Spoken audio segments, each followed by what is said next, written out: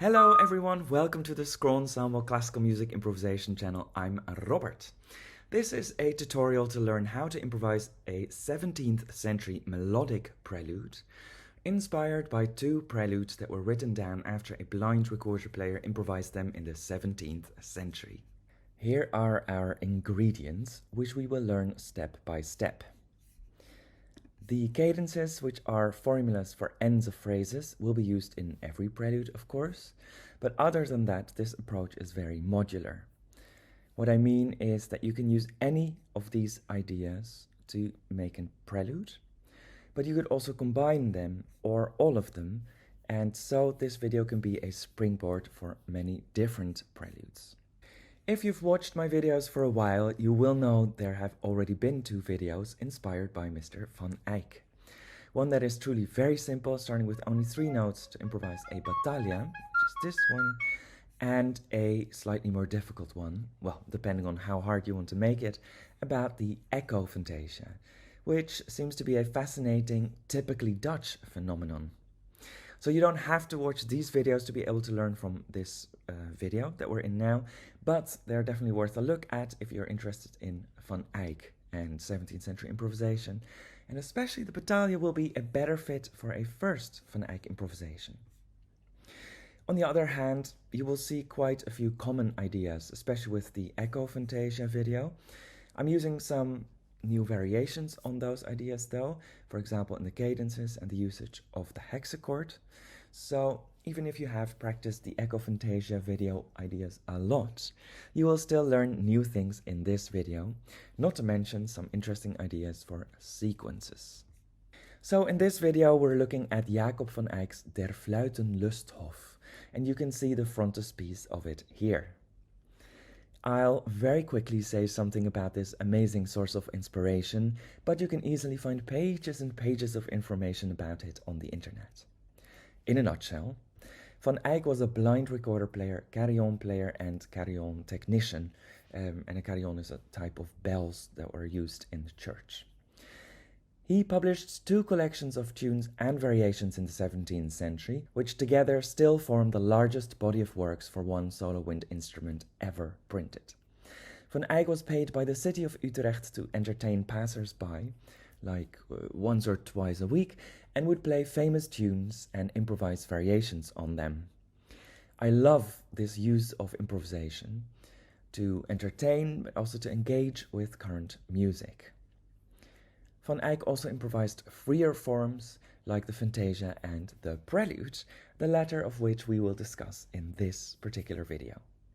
If you're like, oh my god, I love Van Eyck's variations, very soon, starting in January, I will make a little online course where you can start learning all about this. More information soon. So let's finally dive into our preludes. The simplest form of a prelude, as we can also still see in the 19th century, is to play a little scale and cadence.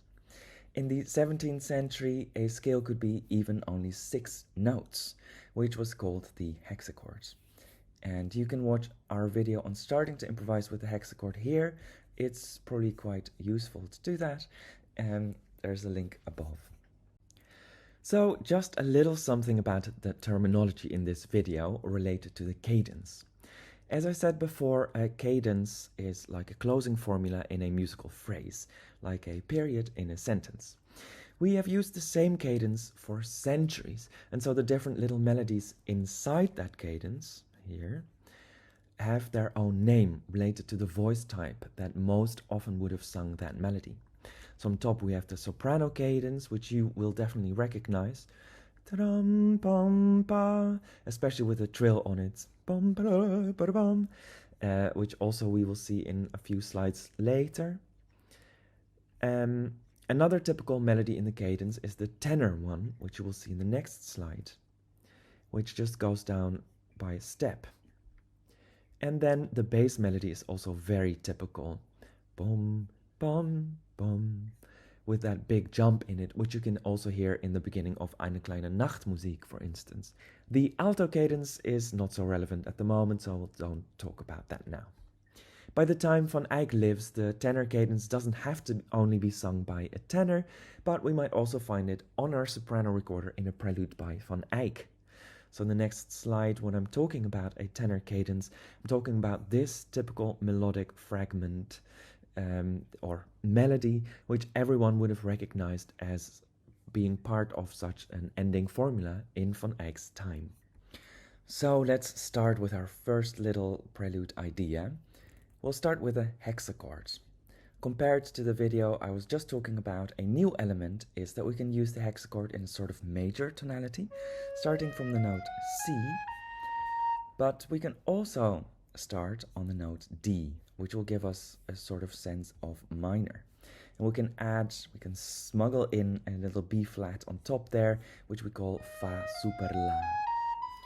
Additionally, now, instead of just going up and down the hexachord, when we go down, we can add a little cadential figure, making this into a tenor cadence, which is a thing that Van Eyck also likes to use, especially in his psalm variations. Here is an example of such a prelude with some small ornaments.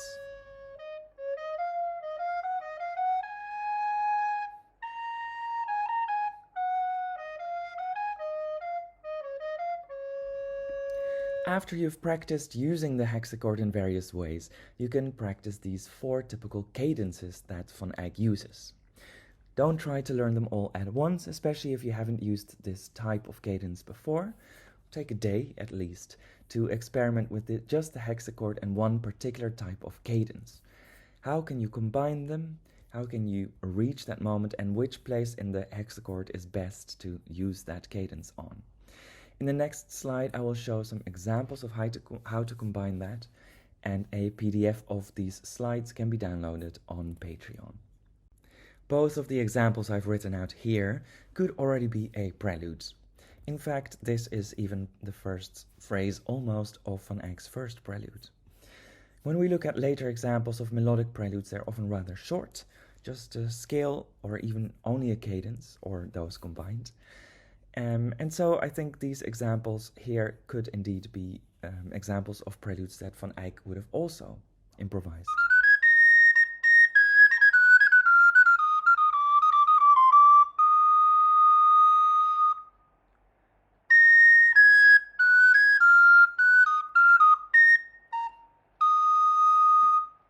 Generally, the written down versions that Van Eyck has given us are slightly longer. But there are only 2 such examples, so perhaps in real life he would have sometimes improvised something like this. Also, at least in later centuries, one might begin each new piece with a prelude, so even within the same performance you might maybe use a few preludes. And so Van Eyck may have improvised several longer and shorter preludes, introducing the various variations and pieces that he would have performed. So here on the right you see 2 of the cadences that I showed before, and on the left an example of using the hexachord and then such a cadence. And I think at the beginning it's good to just decide, I'm going to use this particular cadence and maybe this part of the hexachord, of course, which key are you in, and then just do a quite confined improvisation like that. Also, it's perhaps interesting to realize I've slightly altered the rhythm of the basic pattern. Here I've just put it in double time, but and here only part of the formula is in double time. So you can be quite free with how you want to use these formulas. So at the end of every few ingredients, I will put together a little assignment for you to improvise a little prelude. Now it's time for the first one. For now, it could literally be like a Lego set. Pick a key, pick a cadence, and then move around in the hexachord a little bit, ending with that particular cadence. Remember which note you have to end on to play that cadence. On Patreon, you can find PDF overviews for each prelude, or you can of course just scroll back in the video to see what I was doing before.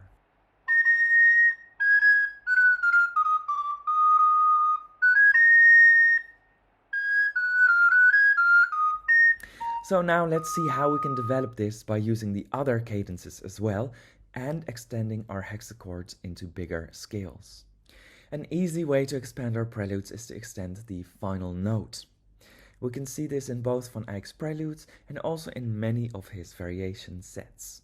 Usually he will use a scale, a few scales, or some arpeggio type figure.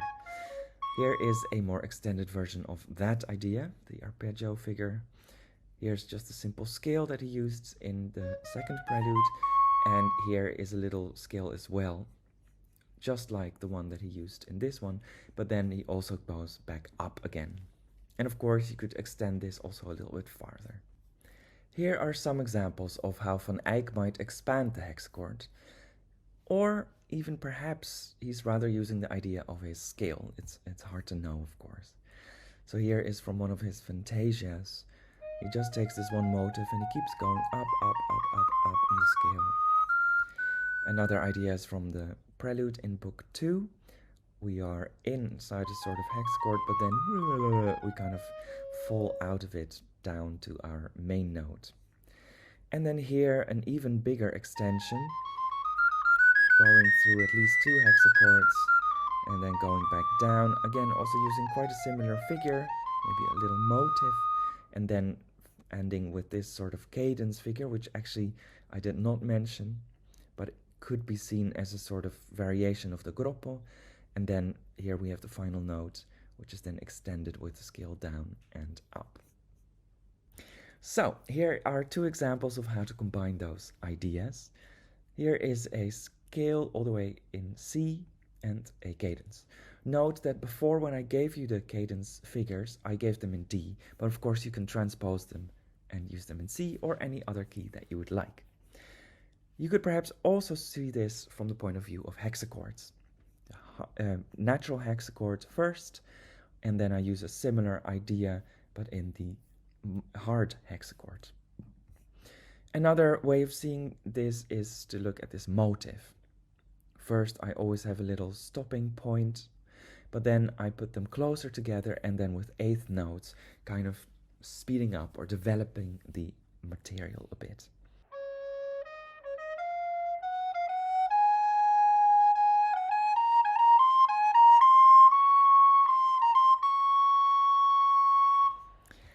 Then we can have a look at this little prelude, I guess, already, using this polyphonic formula. Here I'm reaching always the important notes of D minor, which is also an idea that we used in the Battaglia video, just with a little motive and a rest in between, and then adding the cadential formula.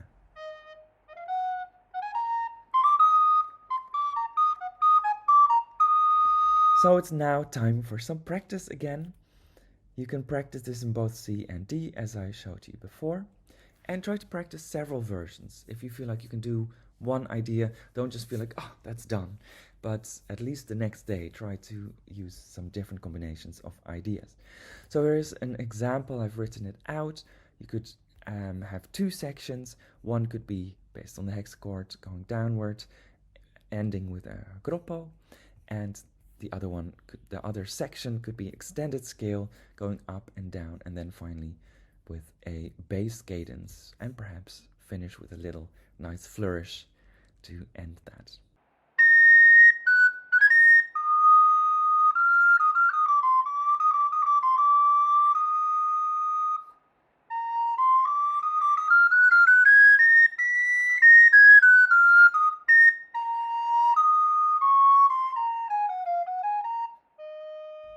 So far we've taken the scale or hexachord as a starting point, which can feel a bit random. You have a lot of options to choose from, whether going up or down, where to start, what kind of diminutions, etc., etc. And sequences are perhaps a bit more pre-packaged, and one often uses the same diminution for each step in the sequence, so these are often referred to by improvisers as the stuff you do to buy yourself time to think of an idea for the next section. But also as listeners, we love sequences. We love that we can predict what is coming next, at least for a while, and then we can also play with that expectation from the listener, perhaps thwarting it or varying it, moving in another direction, or suddenly finishing and then going to our next section. Here are 4 examples of sequences that Van Eyck uses in his own output. I actually like to learn these by heart and practice them in different places on the instrument, just like jazz musicians might do. So at the beginning, they don't have to be modular in themselves, although they can be. But I first just want to be able to use them as a static, pre-packaged building block. But I can also vary them a little bit more. So, for instance, instead of using a scale going up, I could use a scale going down, or vary this scale a little bit, but still have this idea of a scale going up, perhaps in rhythm or in figuration. But next to these examples, I've also given a skeletal version of these sequences, and so you could vary them even more. A downward scale, upward scale, falling fifth sequence,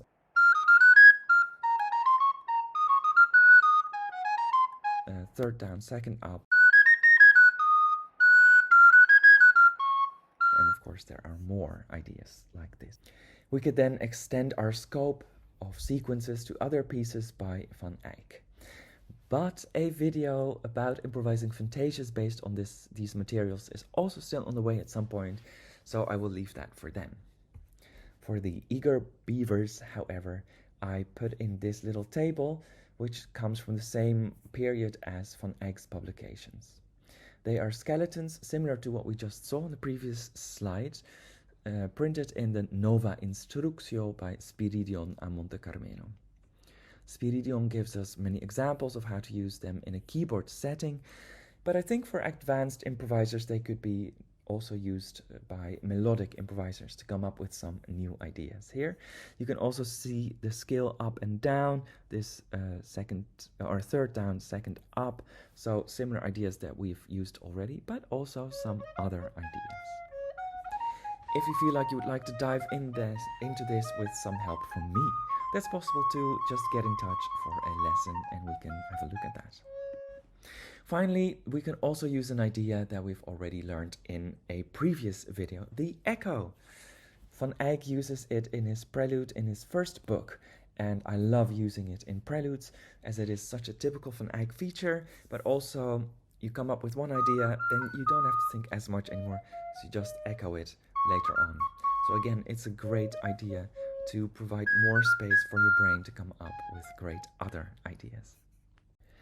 Another element I want to just mention for those of you who understand this anyway is that in the first prelude, Van Eyck here very interestingly alludes the cadence. So of course here you would expect a C sharp or maybe this cadence, the polyphonic cadence that he has been using as well. But instead he has the C and just moves to the A, and well, of course later we cadence in D anyway. But I think it's an interesting idea.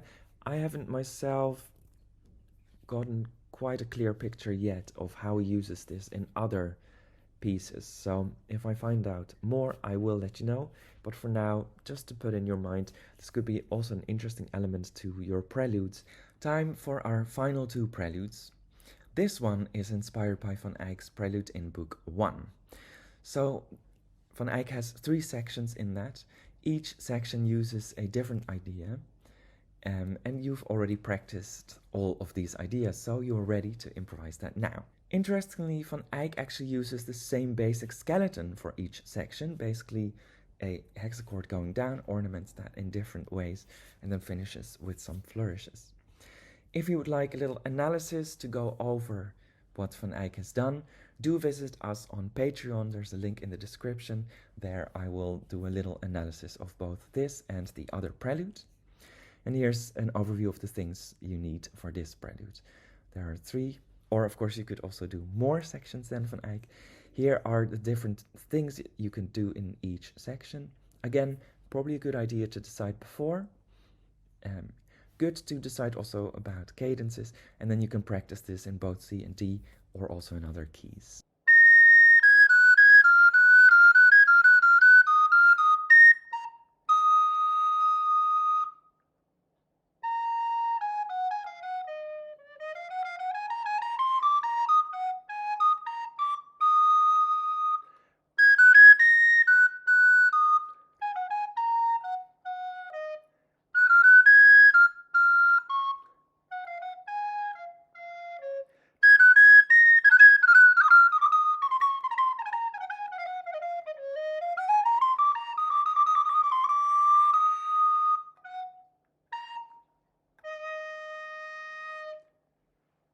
Now we'll look at a form idea inspired by Van Eyck's Prelude in Book 2. In this prelude, Van Eyck doesn't really use different sections, but just wanders from one idea to the next, especially using different sequences.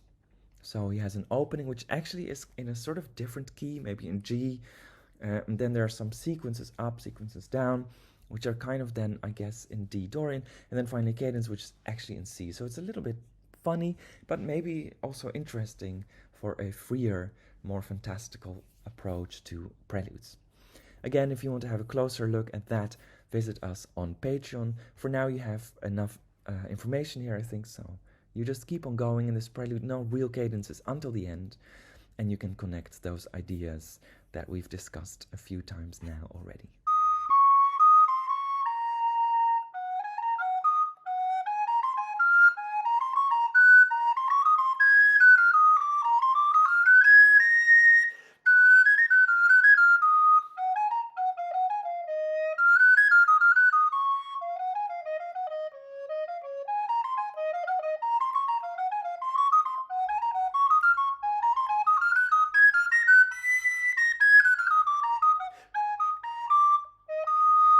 Thank you for watching. Thank you to my patrons for supporting the channel. Next week, the lecture I did on preludes in Brussels will finally go online.